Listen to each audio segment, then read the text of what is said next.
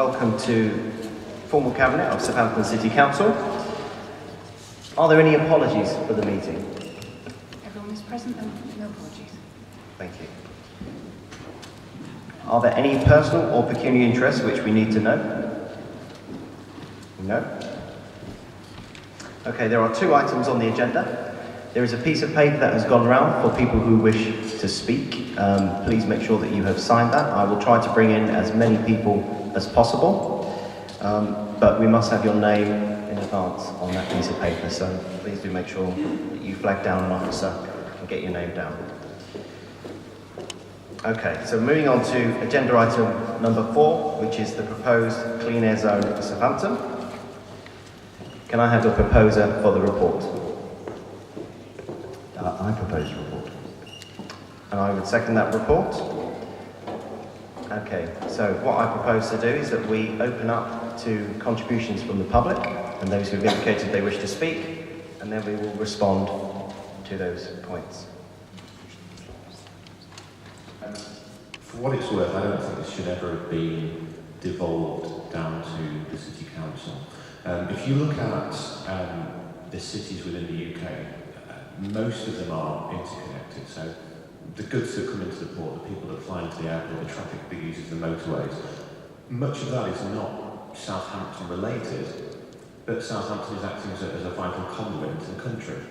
And if it's accepted that Southampton fulfills a vital role in the country, as do many other cities in their own way, it doesn't seem right that the burden on controlling emissions from all the activities related to nationally important activities should be devolved down to the city. Now, in the case of London, that might be a little bit different because London is almost potentially a country in itself. But a city the size of Southampton, of the importance to the national infrastructure that Southampton has, there should not be, the burden of this should not be placed on the City Council or the residents of the city. Simply because as well, any activity that's, any initiative that is enacted here which simply moves pollutants elsewhere, in 20 or 30 years' time, those other locations will then be forced to enact the same measures. So, you know, I think this is a case of national government needing to take responsibility across the country rather than local government. On the clean air strategy for Southampton, they proudly say that Southampton City Council is committed to improving the city's air quality. Well, that would be great if it was true. This paper will not do much for the clean air. It's weak and it's toothless. It will not save the 110 people who die every year from poor air quality. And that's a figure from Public Health England. And there are also thousands who suffer ill health because of it all the time. It won't help them. Also, this whole thing is flawed because it's only looking at nitrogen dioxide. They're only looking to avoid a fine. They're not really looking for clean air in Southampton. So this paper is really not very relevant. So the question is, what should we do now?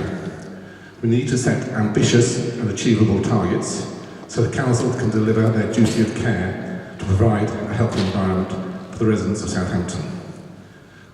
I don't want to, and no one wants to, I don't think, to accuse the council of corporate manslaughter and killing residents. So, I'm asking the council, effectively the cabinet here, to agree much more ambitious objectives. I want them to halve the levels of nitrogen dioxide target, so it's 20 micrograms per cubic metre, not 40. Halve the number of particulates, which is something the government has recently come up with and is absolutely correct, but needs much more action. We need to provide shore-based power for all the cruise ships, not just 20%. And we need to create an ultra-clean air zone by whatever method is the best.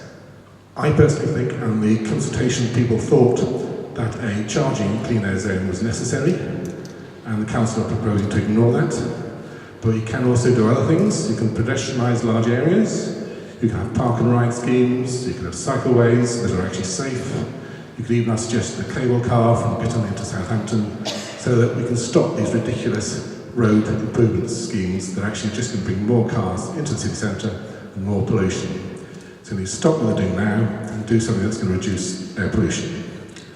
And finally, I'm working with the climate resistant, the climate emergency idea, that really the council needs to follow example of other councils and say that we are going to become carbon neutral in the next few years, and we've suggested 2025 a realistic target.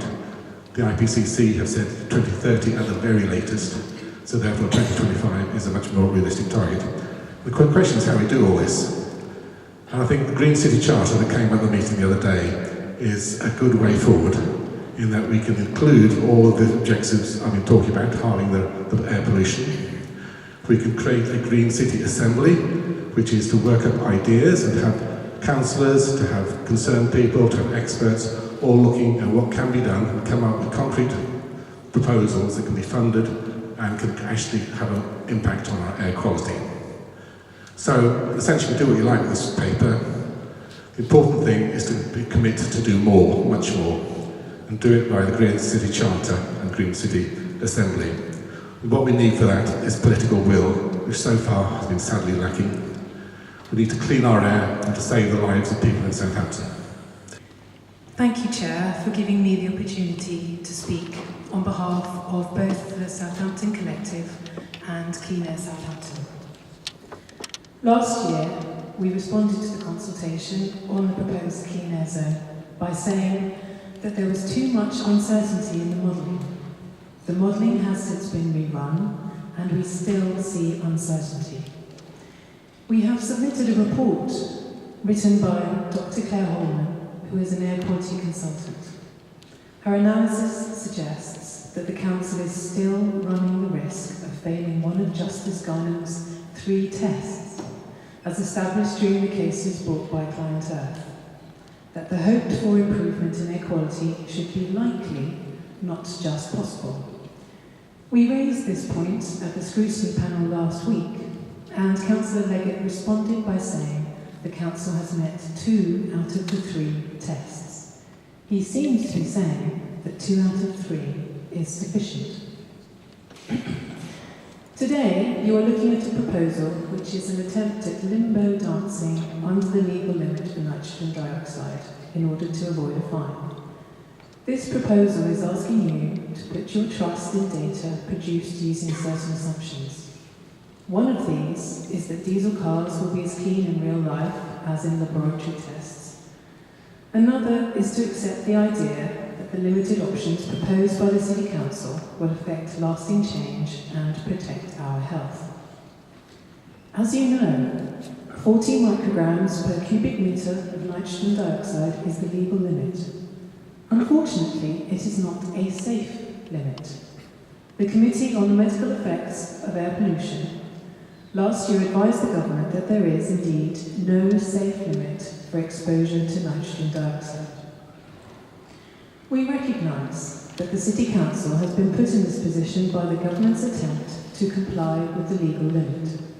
The pressure to act has resulted in an inadequate and sadly underfunded instruction from the Minister. When you look closely at the points of exceedance on the map of Southampton, it becomes obvious that it is not sufficient to work solely within the city boundary. 50,000 people leave the city each day for work, and 50,000 come into Southampton to work. 1 million containers arrive in the city each year. Over 3 million cruise and ferry passengers come here each year. We welcome the announcement that the Council signed a memorandum of understanding with the port. However, air pollution has no boundaries, and many people who live along the city boundary and maybe in a neighbouring authority are receiving no consideration at all. This is because the M27 and M271, the most polluted locations, are under the management of Highways England. A major failure in this proposal is that there is no clear plan for working with Highways England, who have a £100 million air quality fund and who could benefit the city enormously if they could think of solutions for the roads they manage. We will be writing to our local MPs to ask them to raise a parliamentary question to find out what Highways England are doing to ensure compliance along the motorways, as this is so important for the city. Ironically, the proposed Class B Clean Air Zone would, according to the Council's own analysis, have helped to reduce the pollution problems on the surrounding motorways and ultimately benefited us all by offering more of a chance of delivering a healthier environment. The cost-benefit analysis shows the net benefit of implementing a Class B Clean Air Zone is in excess of £15 million over the period 2020 to 2030, and also avoids the deliverability risks of non-charging options. Why was this dismissed during the decision-making process? The list of actions proposed by the City Council are acknowledged in their report to have a negligible effect on air quality. We would have wished for more imaginative and effective ways of intervening than those presented. We strongly urge you to reconsider the whole proposal and suggest measures be added which would have more impact on air quality in the city. It will be 2021 before we know if these limited proposals have had any effect on air quality in Southampton, and our children and grandchildren are relying on us to take wise decisions. We have further outstanding questions about the modelling used and have asked the relevant authorities for further information. We hope to receive this in the next few days. Thank you very much.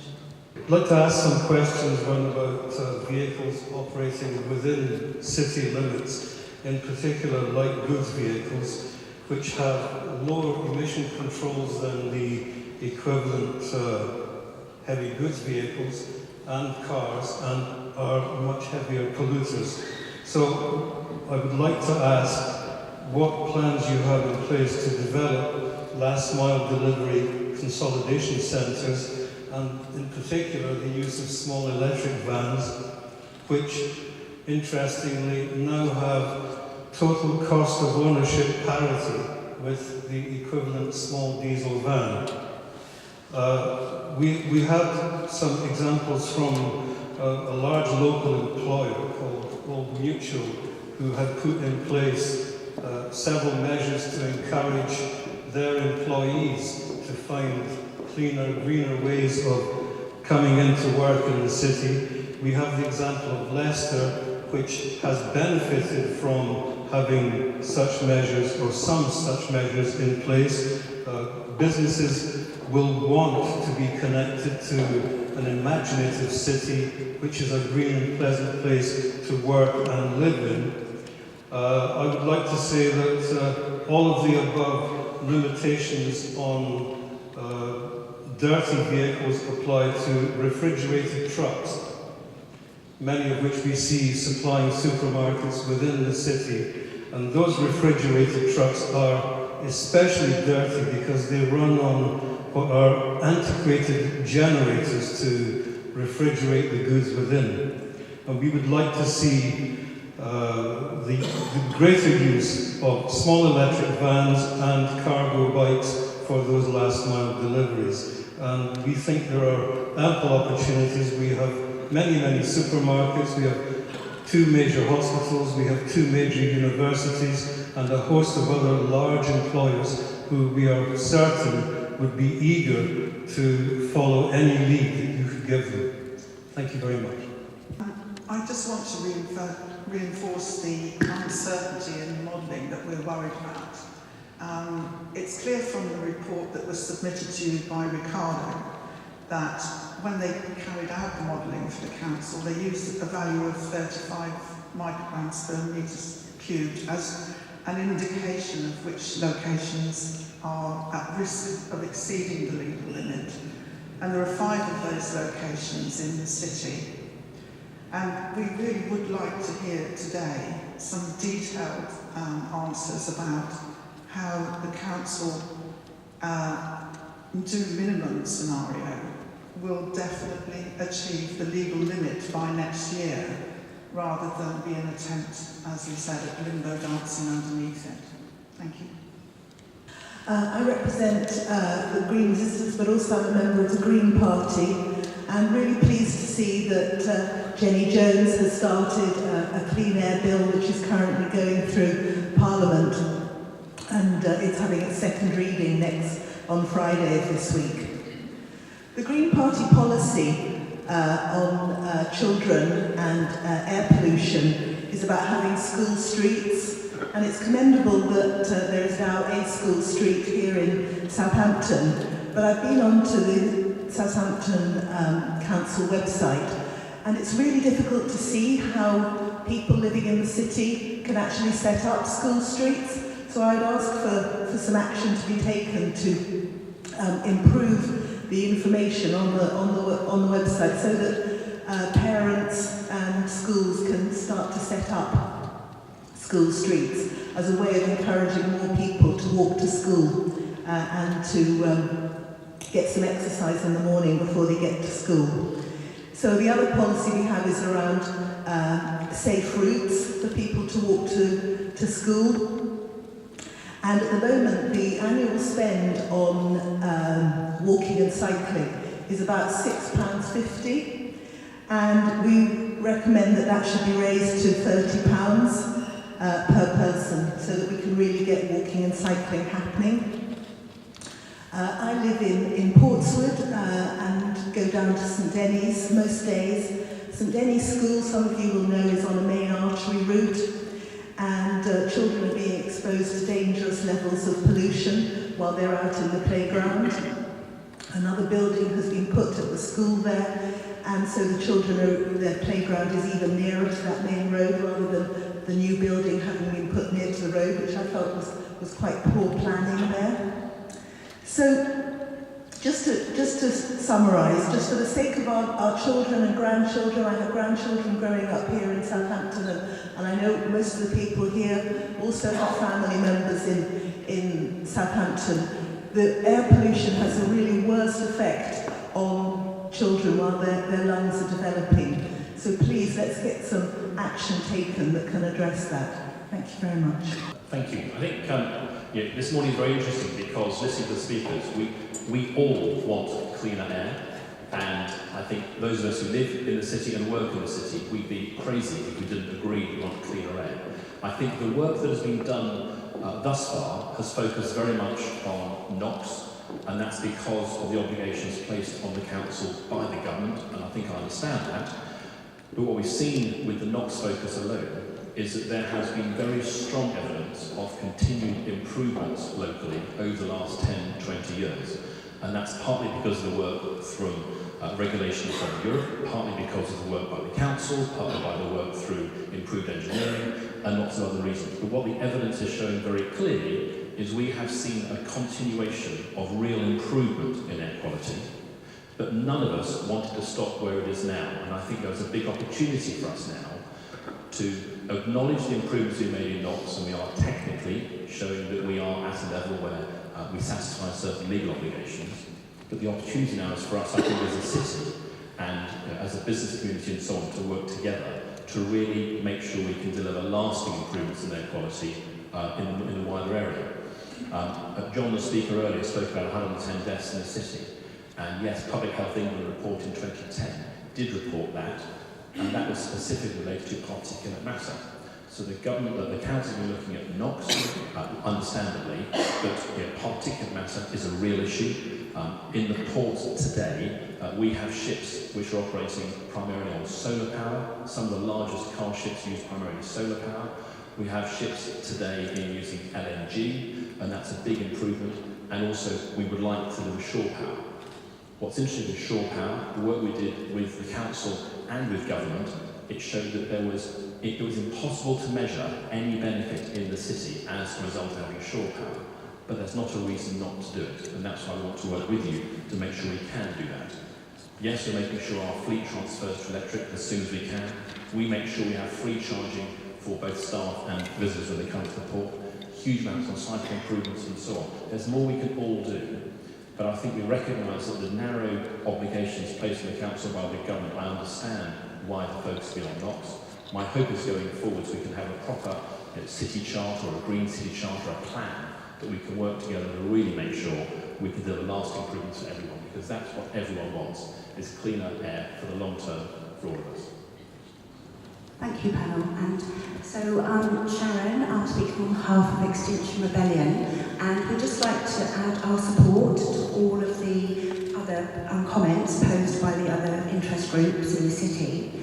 And what we'd like to add to that is there is no safe level of nitrous oxide.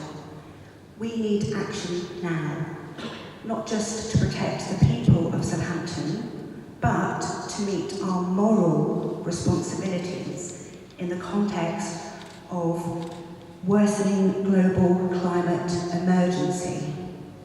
What we'd like to ask the city to do is to declare a climate emergency, following the example of other cities, including Brighton, Bristol, London, Manchester, and Vancouver. We also want to press the need for carbon neutrality. This is an issue which is never really addressed, and it's very much in the interest of public health of all of us in this room and all of our loved ones and all the visitors that come to Southampton. Thank you very much. For example, things we could do now, there was a great idling campaign. I was trained up as an idling champion last year. What's happened to that thing? We need those boards when people come into the city telling them that they shouldn't be running their engine while scraping their windscreen. Get those messages out there today. Another thing we can do today, get cones down from Bitton Precinct to make a bus lane. If there was a bus lane, people would see the buses are moving quicker than all the traffic that's just jammed all the way down to Bitton Station. Put the cones in, make a bus lane, get people on the buses. Also, make it so 15-year-olds don't have to pay a full fare. We do need more school streets. I work in a school where there's been 2 accidents this term already, happened outside my school gates. By Bitton Railway Station, most of you know it takes 7 minutes to cross as a pedestrian. Most of you know we presented a petition to the council. The aim of this scheme down through Bitton is to increase traffic flow. The aim of that scheme needs to be thrown away. We need an aim of that scheme to make that road a road that children can cross to get to and from school. I think there's 17 catchment areas over that main road. We need to put people first. Please don't focus on electric cars. If I went and got an electric car, if my husband went and got an electric car, if my daughter went and got an electric car, if my son, in April he'll be 17, if he went and got an electric car, that would be 4 more cars on the road. We've never owned a car, we don't want to own cars, but if you focus on electric cars, it's not going to help the problem. Even today, the radio person who was interviewing me just now, she was stuck in traffic. And on the radio this morning they said every route in Southampton has got a 15 to 20 minute delay. We need people to be able to get into the city using our 9 railway stations to get to where they need to go. And also with electric cars, there's all the particulates. They're not a solution. Distribution centres, there's loads of amazing cargo bikes in Southampton. We need to get even more cargo bikes delivering. I live in a dead-end road and the number of vans that come down doing deliveries has gone up so much. We need to stop all these vans driving around the city. So many cities in the UK and the world have done this. We don't have to reinvent the wheel. It's been done. We can use the example of the Netherlands. They decided 30 years ago to have livable, breathable cities. In New York, they got out paint, planters and deck chairs. They completely changed the centre of New York really quickly. Be decisive. This is urgent. Please work together to make our city properly breathable. Please, all of you, work together. Thank you. Previous speaker from Friends of the Earth has touched on electric vehicles. Well, I would like to question your faith in the ability of electric vehicles to sort this problem out. Now, we produce 20% of our electricity by sustainable means. The future of nuclear is very, very uncertain at the moment.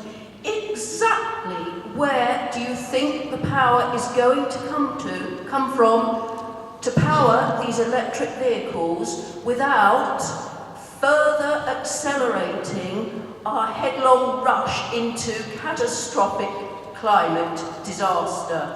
A report came out last week. The experts said within 40 years we must be using no fossil fuels at all. We cannot produce enough sustainable energy to power our electric cars. Not only this, they produce the small particle emissions that we know are so damaging, particularly to young children. They are not the answer to the problem. All of the other problems, as touched on previously, that are associated with transport in Southampton will just continue. The roads will be damaged, pedestrians and cyclists will continue to be killed and injured. Electric cars really aren't the solution. They may have some benefits and reduction of NOx around the city, but as a future of the city with electric cars, the congestion would be exactly the same as again has been said before. They're not an answer to this problem. The answer really is to look at what they've done in Holland and actually put the money into genuine sustainable transport. And please stop referring to electric cars as green or sustainable. There are electric cars driving around this city at this moment, and some of them from associated British ports, saying emission-free vehicle. This is not true. Where do the emissions go? Power stations are still producing the emissions. We will still be burning fossil fuels, and that must end if we want to have any chance of not moving to catastrophic climate change. That has already been touched on. So please, please, please make the emphasis changing to properly sustainable transport, by which I mean public transport, walking and cycling. That's the solution to this problem. Thank you. Thank you for giving the opportunity for people to speak here today. I'd like to add a few points to the discussion in terms of how we are going to bring about the immediate change that's necessary to ensure the safety of people living in the city, but obviously across the country and globally. And it concerns me that Alistair Welsh comes here today from ABP saying that we've made big improvements in the last 10 to 20 years, when only recently the council has given advice to people living in the city who suffer from breathing problems to stay indoors. If that's the state of the situation, it's clear that the so-called improvements that have taken place have not been effective. And I think the debate in terms of taking action really draws a line between whether businesses are going to pay or whether the local community is going to pay. And it does raise questions in terms of the shipping industry at a local level, of whether they're going to pay out of the huge profits that they make from Southampton, in terms of ensuring that there is shore-based power for all shipping in the city that would massively reduce pollution, I think, in the views of everybody that's here today. And obviously other people have raised the question about the need for immediate action, and obviously big industry and energy production is at the heart of that. And I would ask whether the council would take a lead in echoing the manifesto caused by Jeremy Corbyn to renationalise public utilities, including energy, to ensure that there's a rapid transfer to green, renewable energies away from carbon production. Not only renationalise energy industries, but obviously public transport as well in terms of rail industry, and also very importantly in the local city in terms of our bus services, where we have private companies competing, chasing each other around the city, charging exorbitant fares with not enough people on them. So we have constant car gridlock, massive pollution as a consequence. Why doesn't the council support the idea of a public bus service linked to a public train service in the city, with subsidised fares that would be very attractive to ensure that the majority of people would take public transport into the city to work and to shop, rather than obviously using their cars. So in terms of concrete measures that we can take, clearly they're in the hands of the council to take and to campaign for. But I would also like to highlight the issues that have been raised about ill health in the city being linked to poverty.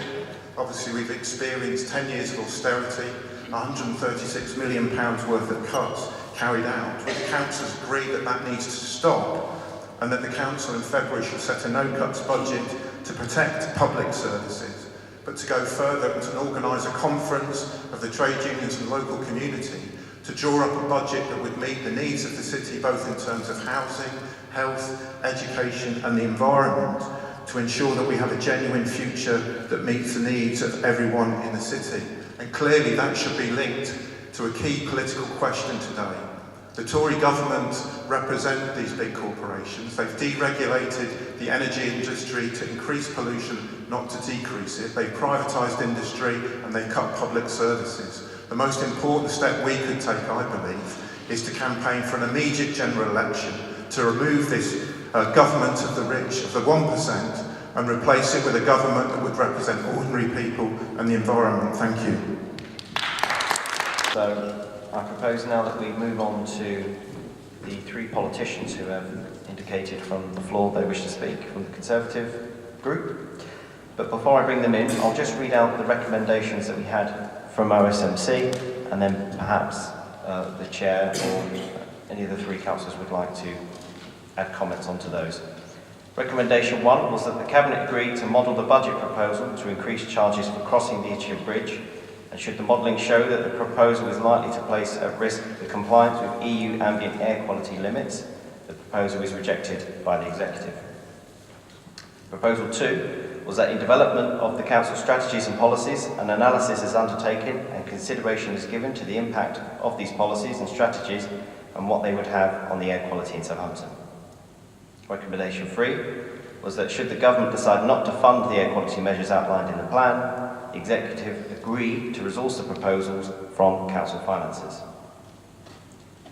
Recommendation 4 was that the Green City Charter is developed via a cross-party working group so that consideration is given to involving stakeholders in this process. Okay, so I will now call on Councillor Galton to speak. Thank you, Chair. I suppose where I'm coming from on this is air quality is an issue that has affected Southampton for a number of years. Now, at scrutiny, we had a lot of members of the public saying, why can't the politicians just work together on this? Why are you having an argument? And I suppose my argument back on that is we had the cross-party air quality inquiry that Leader, you yourself chaired at that time. We had a number of recommendations within that if we had followed those recommendations, we wouldn't even be sat here today. We would have had the cleaner air this city needs. So, whilst I agree with the outcome of the report in front of you, and it was something when you went out to consultation, I addressed you then and said, your preferred option, the evidence just didn't support it. We already had the evidence for us that our nitrogen dioxide was improving. It was based on data that we knew was out of date at the time. So we went out. Having said that, you have had a genuine consultation, and we have had the common sense decision now to come with what you're recommending today. What we need to do is go further, and I will say, I think it was Mandy who mentioned, it should be likely, not just possible. So when we talk of the Itchen Bridge proposals, we know that is going to shift traffic from the Itchen Bridge to the Bitten Road West, which, as your report in front of you shows, is the one spot in the city that is most likely to exceed. So as a council, we should be doing everything to reduce traffic to Bitten Road in that area to ensure, as Mandy said, we are likely, not just hoping that we do hit that target. So I would ask you all to really consider your plans over Itchen Bridge. I know I mentioned it in November's full council, and I think there's now evidence in front of you in this report that actually backs up what we were saying earlier.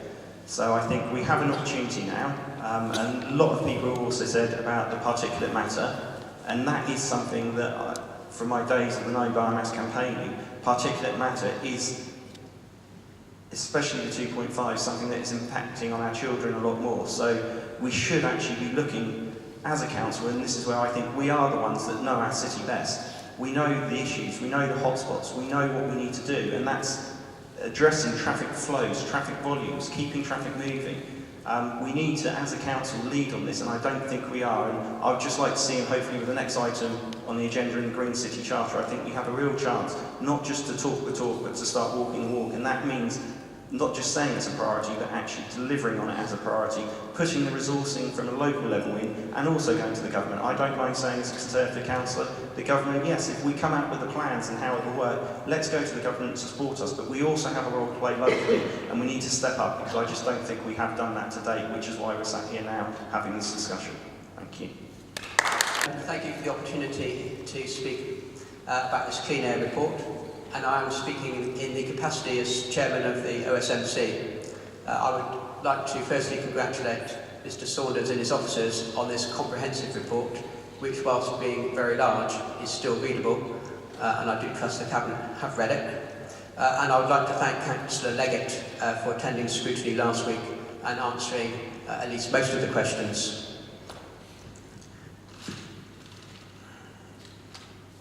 OSMC had concerns, firstly, about how we had actually managed to get in today's position, being so late with our submission to the Minister, and just about squeaking, hopefully, below the NOx levels without the implementation of a charging clean air zone, which would have been, in our view, so damaging to the Southampton.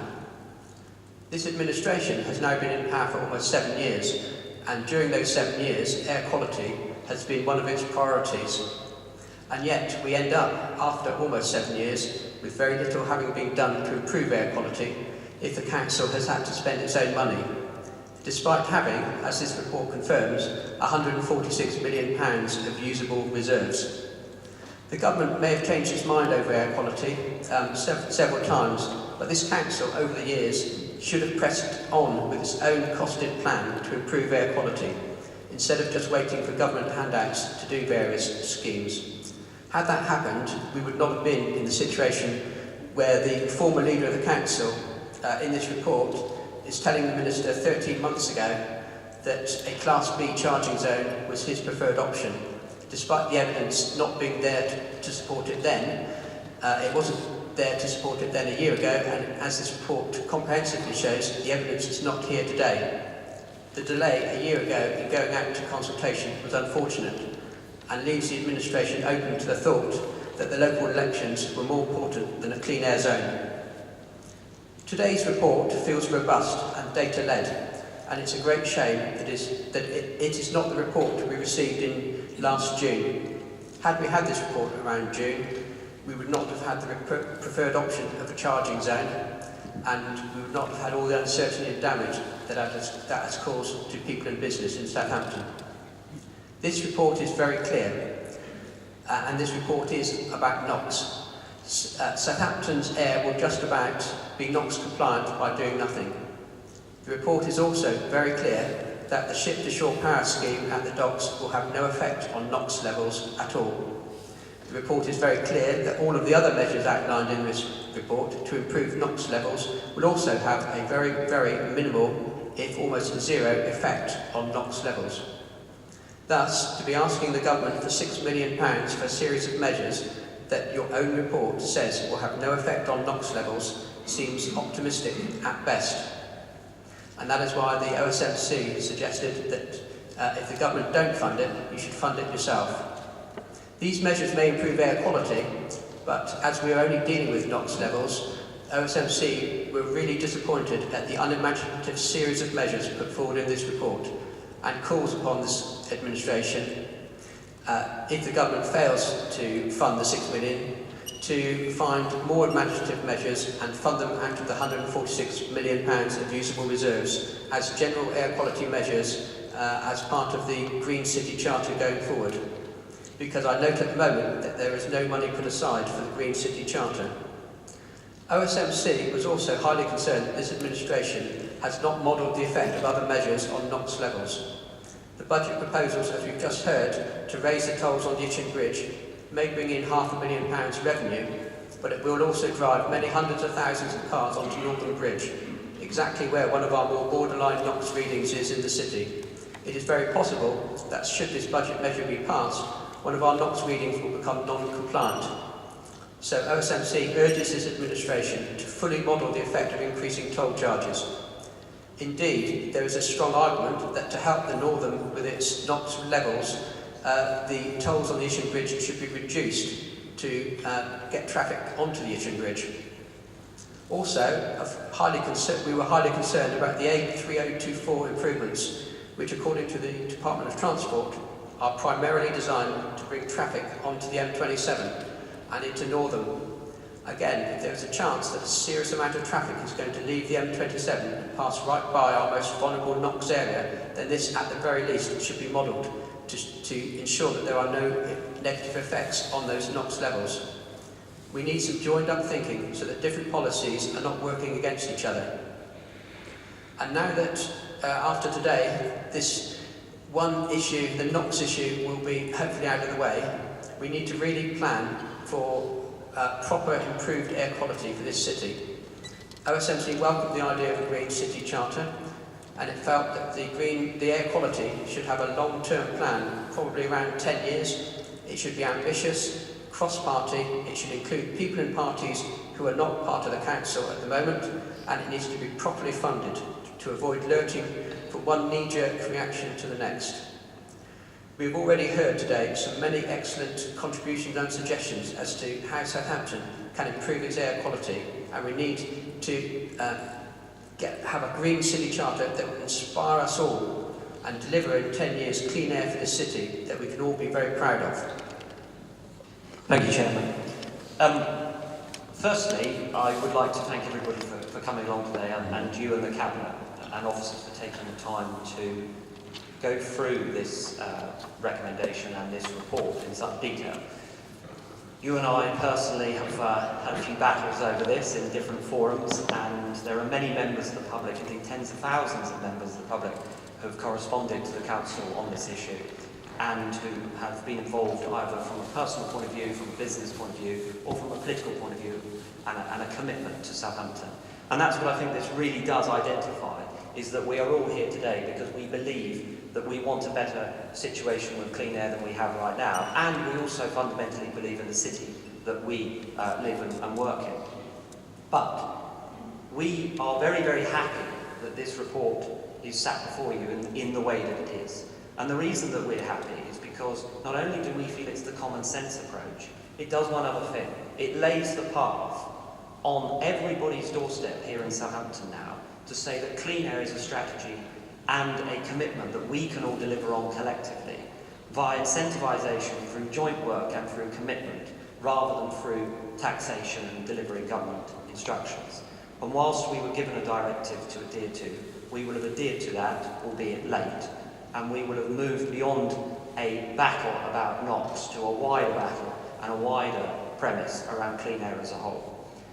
As a scrutiny panel and the Overview and Scrutiny Management Committee scrutinises a large amount of the Council's policies across the piece, we believe that cross-party working is the way forward, and that's where this started over the last 5 years with a cross-party working group. But there is a but, and unfortunately, you guys need to take this with the olive branch that I think everybody is giving you today. And the but is this: there is no money for your city green charter, Green City Charter. There is no capital, there is no revenue. Your own report says that. There is no indication there is going to be any. Everybody is here to try and help you as the administration, us as the council, and us as residents and politicians to deliver this. But you've got to straighten it out. And by that I mean you need to commit resource. You need to say how much of a priority it is and need to deliver on those priorities. And if we collectively as a group start now coming forward with ideas, they need to be ambitious, they need to be bold, they need to be forward-thinking. And I understand where some of our colleagues perhaps are coming from in the Green Resistance and the Green Party, but we also need to do one other thing. We have to influence, we have to take people with us, we have to take people on a journey, and we have to make sure they feel included in that, so that we push everybody to say that this is a great city of opportunity that we call ourselves, and that everybody is part of that. And we do that collectively, and we do it by leading. We don't do it by blaming the government and sitting on our hands and saying we can't do anything when actually we can.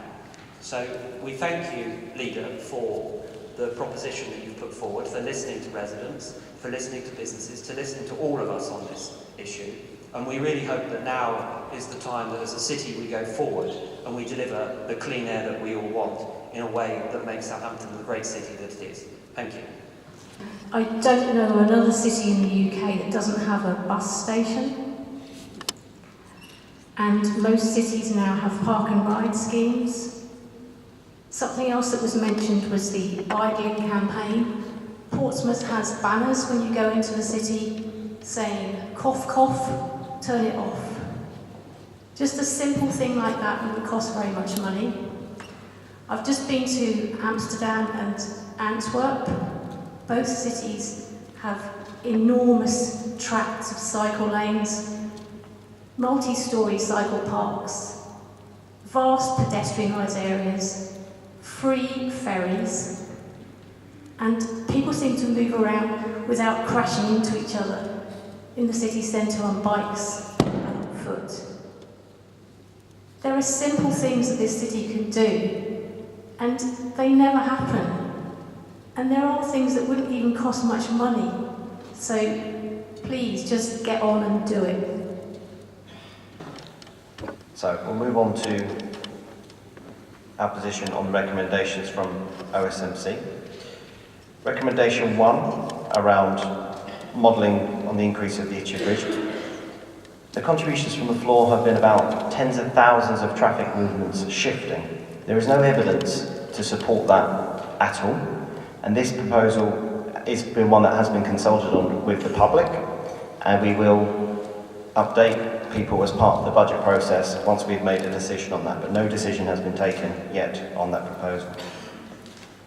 Number 2 is about the development of council strategies and policies. I think the Green City Charter answers that recommendation.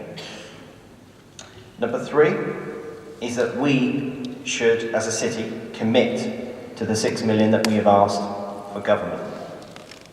That would be a lot easier if we'd have had the 136 million that has been robbed from this city over the last 8 years by the Conservative government.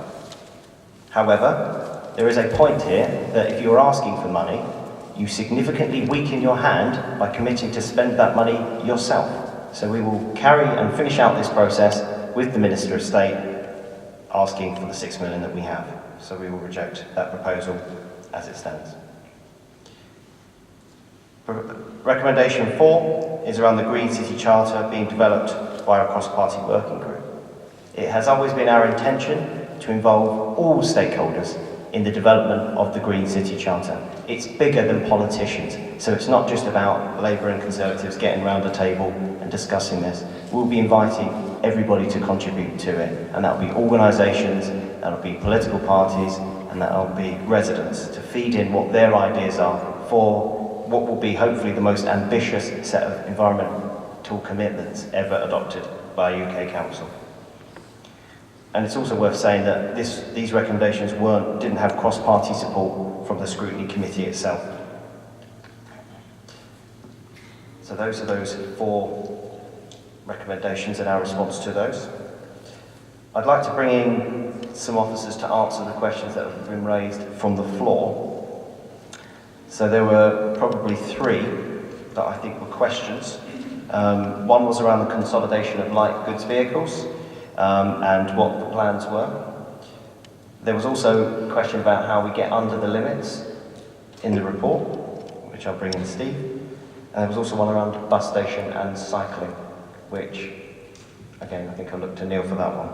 So, Steve, could you answer the question around the limits and how the report is going to guarantee that we get under them and not limboing under, as the floor's asked? So, yes, the report is supported with a quality insurance document which details the methodology that we went through regarding the modelling. Within that does highlight that there are several assumptions that are made. There are opportunities within that entire process for those assumptions and potential errors within the methodology to mean that the result, the outcome that we report may not actually be reflected in real life. Saying that though, the assumptions that are made in the model are the central assumptions. Those are the most likely outcomes. So on that basis, the final result from the model is regarded as a central assumption. So the one that is most likely rather than the result that is probable. The modelling itself does have assigned to it a degree of error, and that's been used to identify a threshold within the results which would allow us the opportunity to go back and look at those outcomes and see potentially how vulnerable they are to the assumptions that we've made. So we've undertaken a process of sensitivity testing on those 5 locations that have been recognised to identify which of the assumptions are most likely or may have the tendency to mean the outcome may not be achieved. The package of measures that we're recommending, the 3 million or so package, is in recognition of those potential sensitivities and vulnerabilities within the model. So we are proposing measures that will improve the likelihood of that assumption and that outcome being achieved. Best example of that probably would be with regard to the northern location, where we've got probably the highest level predicted for 2020. Sensitivity testing indicates there that it may be vulnerable to the assumptions we've made regarding the use of private vehicles travelling in and out of the city. So therefore we target specific measures to ensure that the assumptions that we've reached are the most likely ones to happen. So we're looking at investing within the My Journey programme to ensure that the use of sustainable and active travel along that particular route is achieved as we might expect it. And that same process has been followed through the other measures that we are proposing. For example, the taxi incentive scheme. We've made assumptions there on uptake. We'd like to expand that programme to ensure that those assumptions are the ones that are most likely achieved. So the short answer to the question is that the package of measures that we're proposing, those are the safeguards to ensuring that those outcomes that we've modelled will be the ones that will most likely be achieved. Thank you, Chair. Just to add to that, in a general sense around the technical data and the process that we've been following, we've been strictly following the government's Green Book. We've had scrutiny at every stage by the Joint Air Quality Unit, which is an amalgamation of the Department of Transport and DEFRA. There are 2 independent external panels that our modelling has already gone through, and we've taken on board the recommendations from those 2 panels. And once we submit the final plan, it will again be scrutinised and is, as we speak, being scrutinised by government departments, by the civil servants, and will go again through the 2 external panels. So there is a lot of quality control to make sure that the work that we've done is the best that we are able to do in accordance with the methodology that we've followed.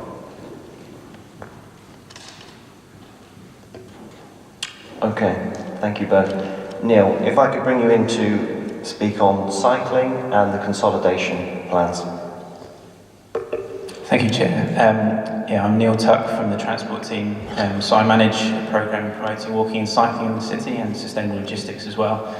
To address the first point about consolidation, and particularly around the movement of light goods vehicles and heavy goods vehicles in the city, it has been identified as a priority for this council to look into that area and to reduce in outright terms the number of vehicle movements operating within and out of the city. That is why consolidation plays such a central role in the business case being submitted to government in this case.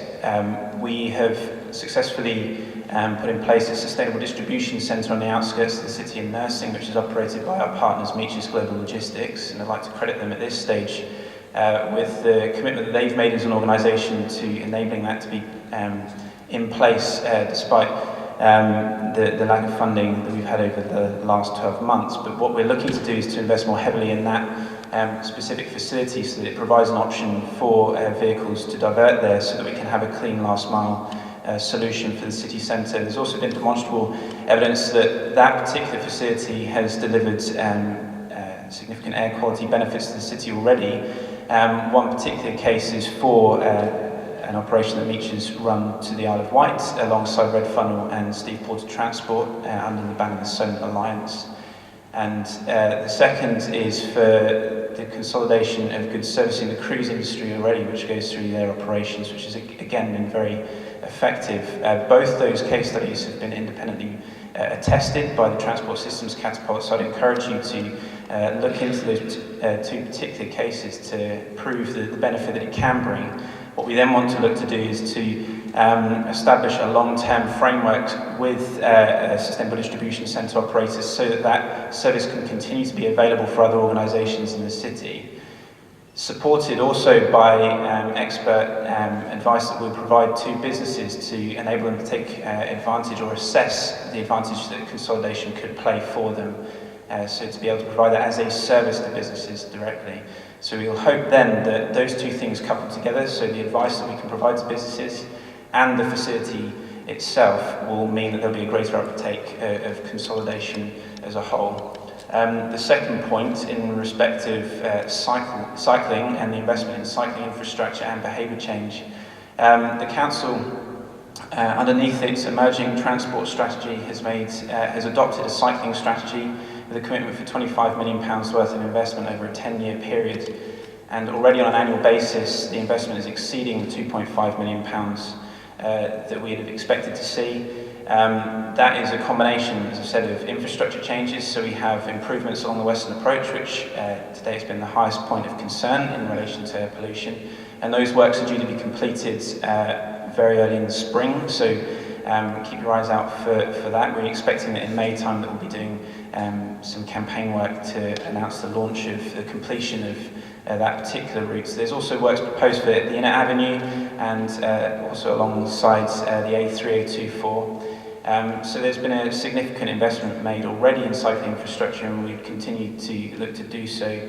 Coupled with that, so there's behaviour change that we're looking to do. So through the My Journey campaign, My Journey brand and programme that I manage, we look to provide support services for schools, for businesses, for communities to break down some of the barriers that they might encounter when looking to adopt more sustainable behaviour in terms of how they travel around. So in terms of school provision, we've looked to work intensively with 40 schools in the city to adopt travel plans and then provide cycle training and do campaign work, including cough, cough, turn it off, which was one of the things cited by a member of the public just now.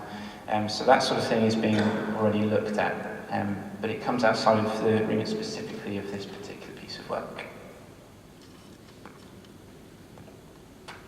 Thank you, Neil, for that contribution. Okay, I'm now going to ask for a proposer of the report. I propose the report. And a seconder, which I'm happy to second, and I'll open up to contributions from the Cabinet after Councillor Leggett's spoken. Thank you, Leader. Thank you for all those contributions. It was very useful. I'd like to thank the officers for producing this report. It's a very detailed, comprehensive report, and it's been done in a very professional manner, so I thank the officers for that. Today I'm seeking approval from the Cabinet for the content and submission of a local plan to the Secretary of State in DEFRA in order to achieve compliance with the EU Ambient Air Quality Directive limit of nitrogen dioxide within the shortest possible time.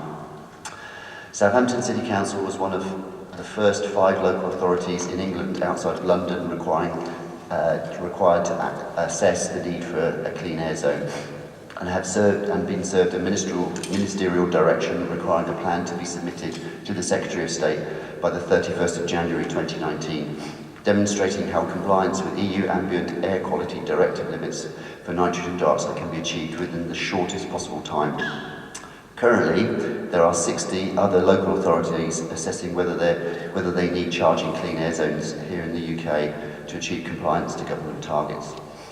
During last summer, a comprehensive consultation was carried out by Southampton City Council, which witnessed nearly 10,000 respondents, the largest number ever received by the Council. This demonstrates the interest and passion of residents, partners and businesses to this very important strategic issue. The report recommends not to introduce a charging clean air zone as it has been assessed as not currently needed to achieve the government's nitrogen dioxide limits by 2020. The preferred option recommends a package of non-charging measures in 2019 to mitigate risk of exceedance, increase the likelihood that compliance is achieved before 2020, and to promote ongoing improvements in air quality. The non-charging measures proposed are offering opportunities for businesses to assess and trial freight consolidation, just like Neil was just talking about, therefore removing HGV trips in the city. Myself and Neil are visiting this location tomorrow. An accreditation scheme for HGV operators so business can identify those who are the least polluting. Introduction of traffic regulation conditions that will ensure all operated buses meet the highest possible emission standard. Revising taxi licensing conditions to remove the most polluting vehicles. Expanding the existing low emission taxi scheme to support taxi operators delivering these upgrades. Offering a try before you buy scheme for taxi operators to experience the benefits of an electric taxi for up to 3 months. An extension to the existing My Journey programme to promote active and sustainable travel and reduce private vehicle use, and port measures including shore power and preferential charging of the port HGV booking scheme. These new measures build on the effective air pollution reduction initiatives carried out since the Clean Air Strategy was implemented in 2016, which will witness a reduction of up to 24% in NOx in some parts of the city by 2020. To give you an example of best practice, the taxi scrappage scheme that Southampton City Council introduced just over 12 months ago has now seen over 22% of the taxi fleet here in the city move to low emission vehicles, one of the highest in the country. The government sees Southampton City Council as an exemplar for this scheme and signpost other local authorities to us for best practice. The target going forward is to have a third of the fleet low-emission vehicles by 2020. Encouraging electric vehicle use fits into our overall electric vehicle strategy of offering incentives and discounts to motivate drivers to take up further low-emission vehicles. As Southampton City Council was one of the first 5 cities to assess the need for a charging clean air zone, we have been successful in accessing the Clean Bus Technology Fund, which will result in all Southampton buses being retrofitted to Euro 6 standard by 2020. Between 2012 and 2017, this Labour Council invested over 5 million in cycle highway infrastructure that encourages travel modal shift and change, and has resulted in a 32% increase in the number of residents cycling. Further investment has happened, which means that the Western approach, as Neil also just mentioned, provides quick and easy travel from Totton to the city centre in about 20 minutes, sometimes less than it would take with the car. But we can do more, and we will do more, and we will be discussing on the next item the bold, new, ambitious Green City Charter that will go above and beyond government pollution targets. Thank you.